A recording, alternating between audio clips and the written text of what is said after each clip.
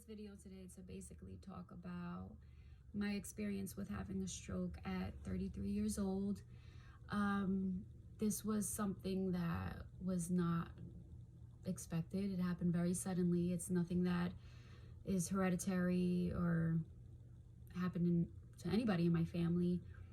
Even when I went to the hospital, everything was completely normal. They did every test you could think of. Blood tests, heart tests, CAT scans, everything. I have no risk factors. I don't have high blood pressure, diabetes, or anything like that. So this was something that was very unexpected. And at this time, we're kind of linking it to birth control, which I've been on for 16 years, go figure. So that seemed to be the cause of it because nothing else is showing up at this time. So yeah, if any women are using birth control, please read the labels, please, because my birth control did say on the warning label that it causes blood clots and strokes, but I didn't pay attention to it. I didn't read. So now I'm in this position. But recovery is challenging.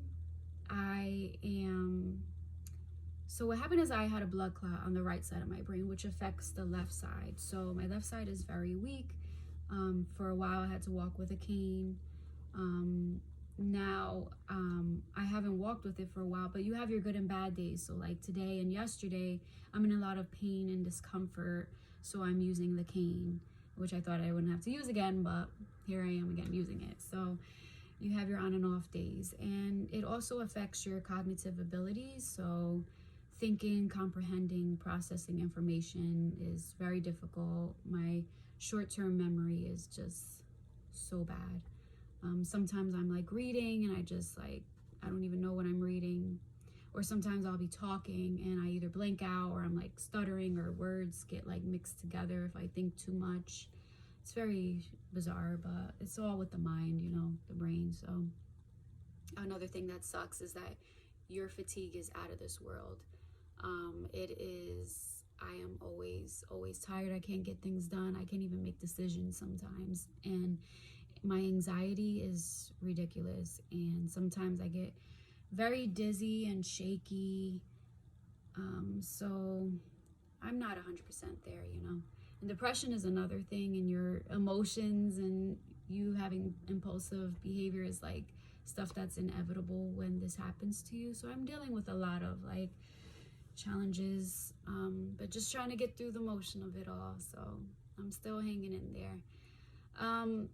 So when it comes to the stroke, right? So right like a week before I had the stroke, I did notice that I was unusually tired. I was sleeping like 12-hour days that week.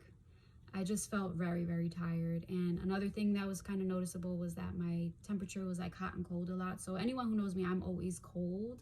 But I was at work like in a t-shirt, turning off the heat in the winter time. And it's just like, that's not you. You don't ever do that, you know? So that's probably the only strange, unusual thing that was different. But I didn't think of going to the doctors for it or thinking that a stroke would come on from it. So I just kind of ignored it. And then the day of the stroke, which was February 21st, 2021, I went to go visit my mother. I went to her house. We were having dinner. She was on my left, my stepfather was on my right, and my grandmother was across from me. And I remember out of nowhere, in like 1 second, I just felt really, really weird. I felt funny. So I remember putting my hands on the table and I'm like looking around at like the walls and the ceiling, and just to see if what I was experiencing was something real, you know, just looking at my surroundings. And my mother looks at me and she's like, are you okay? And I said, I don't think so. And she's like, do you feel like you're gonna faint? And I said, yeah. And then she's like, come on, let's go in the living room and lay down.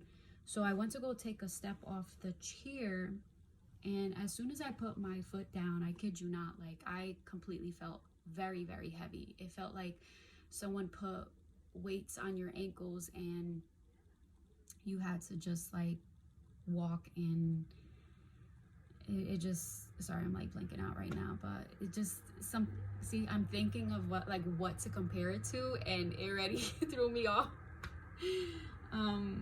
So yeah, so anyway, so I have these weights on my ankles. That's what it feels like. And she carries me to the couch, lays me down, and one of the symptoms that I felt, which I haven't read much online actually, is that I became very, very cold, like to the point where I was like shaking, like so freezing. I can't even explain what that felt like.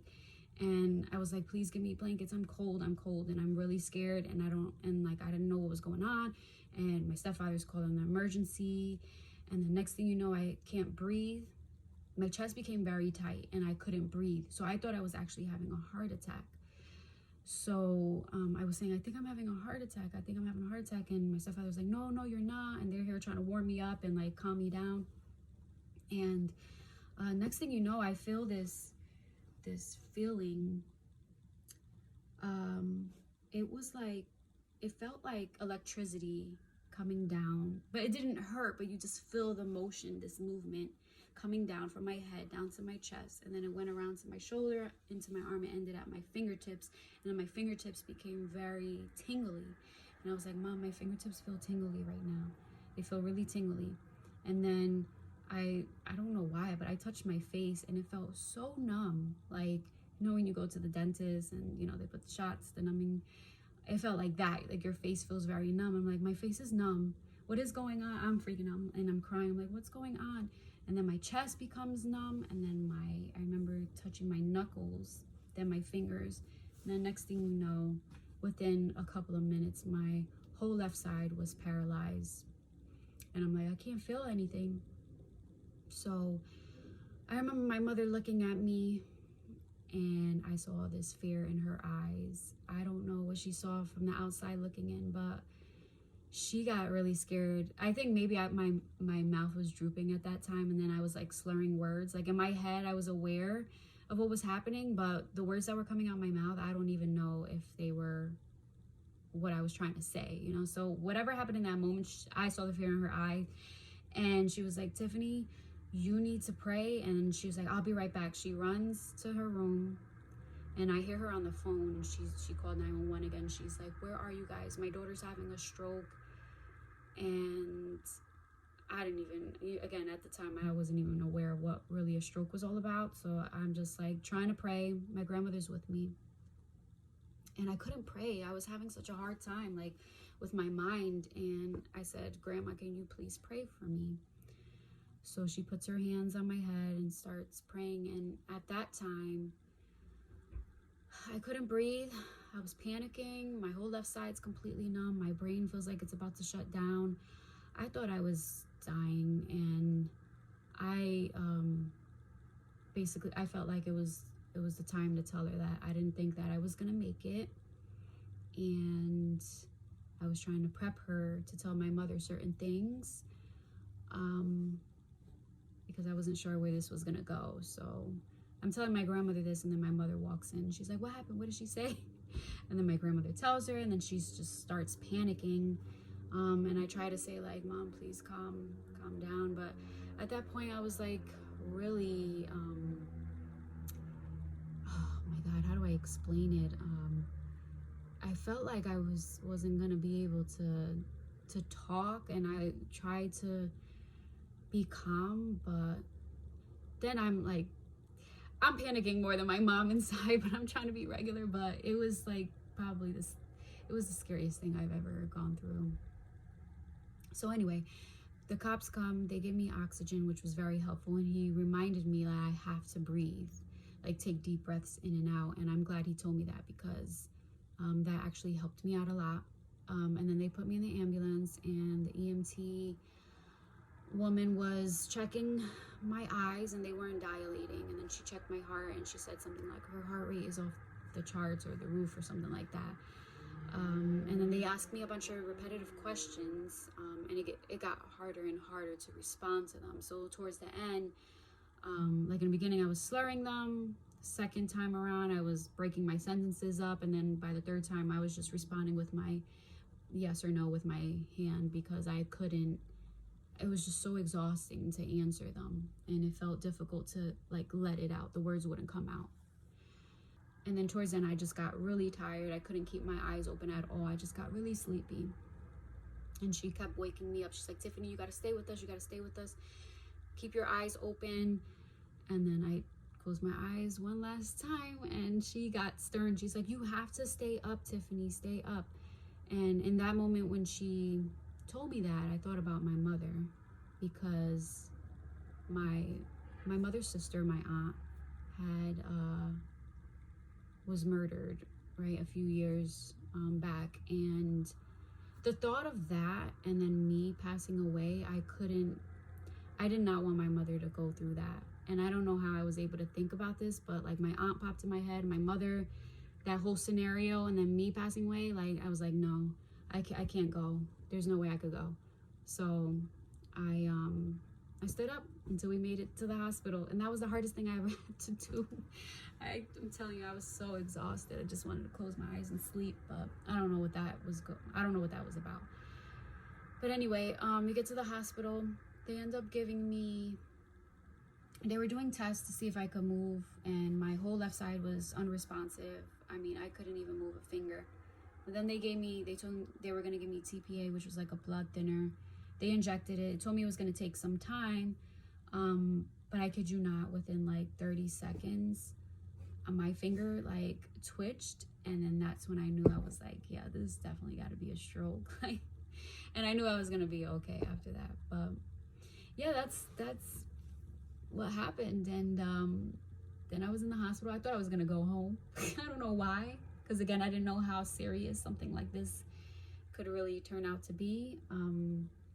But I remember being in the hospital, and one of my workers, Joe, one of my artists at the shop, he called me and he's like, I'm gonna cancel your clients for the whole week.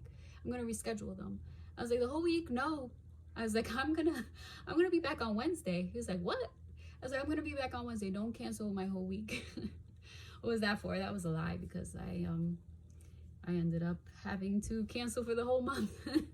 So I'm still here trying to get myself together so I can get back to work. It was so challenging, especially in the beginning when you're not even able to take care of yourself, you know, to go from being active and going to the gym and working and being nonstop to having to be in bed and people dressing you and taking you to the bathroom to use bathroom, like all of that. Like, it just changes your perspective of everything. So I'm just grateful that I'm here and I'm able to share my story. I feel very blessed and lucky. It's definitely a journey, and it's something that's so hard to go through, but I just feel like it's important to share that, because I'm 33. I don't know anyone else close to me that has had this, so this is very new, and it's kind of lonely at times because you get frustrated. You don't know what to do, you know. So if you or anyone that you know has had a stroke and you want to give me some advice or anything at all, please leave a comment below. I would greatly appreciate that. But until then, I'm going to use this time to just keep recovering, and I hope to be back to normal soon. So thank you for listening, and talk to you guys soon.